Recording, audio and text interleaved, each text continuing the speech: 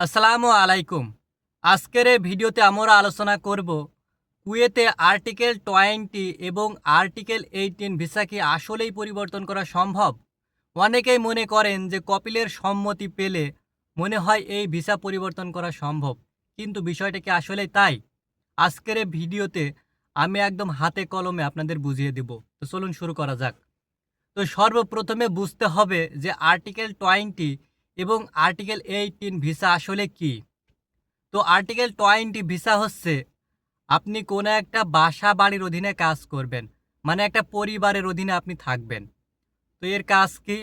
House driver, মালি, গৃহকর্মী, caretaker এবং অন্যান্য বাড়ির যে কাজগুলো থাকে তাই এই ভিসার অধীনে। আর আর্টিকেল 18 ভিসা কি? আর্টিকেল 18 ভিসা হচ্ছে কোনো একটা কোম্পানির অধীনে আপনি কাজ করবেন, মানে একটা কোম্পানি ভিসা। এর ভিতরে রয়েছে ডেলিভারি বয়, অফিস স্টাফ, কলকারখানার কর্মী, কোম্পানির ড্রাইভার ইত্যাদি। এগুলো হচ্ছে আর্টিকেল 18 ভিসার কাজ। এখন এই আর্টিকেল 20 ভিসা থেকে কি আর্টিকেল 18 ভিসায় কি পরিবর্তন করা সম্ভব? হ্যাঁ, কিছু ক্ষেত্রে সম্ভব। এর জন্য আপনার কপিলকে একটি লিখিত অনুমতিপত্র দিতে হবে।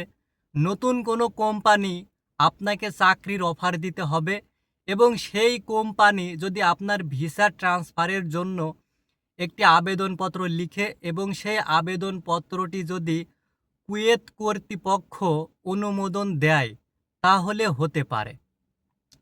তো এইভাবে কিন্তু আপনার ভিসা পরিবর্তন হতে পারে। তবে কুয়েতে ভিসা পরিবর্তনের নিয়ম সময়ে সময়ে পরিবর্তন হয়।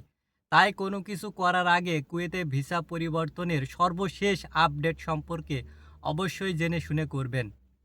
তো এই ছিল আজকের আলোচনা। আর আপনারা যদি কোনো কিছু জানতে চান তাহলে কমেন্ট বক্সে কমেন্ট করুন, ইনশাল্লাহ আমি রিপ্লাই দিব। আর কুয়েত সম্পর্কে যে কোনো তথ্য পেতে চাইলে আমার চ্যানেলটি সাবস্ক্রাইব করে পাশে থাকুন। ধন্যবাদ সকলকে।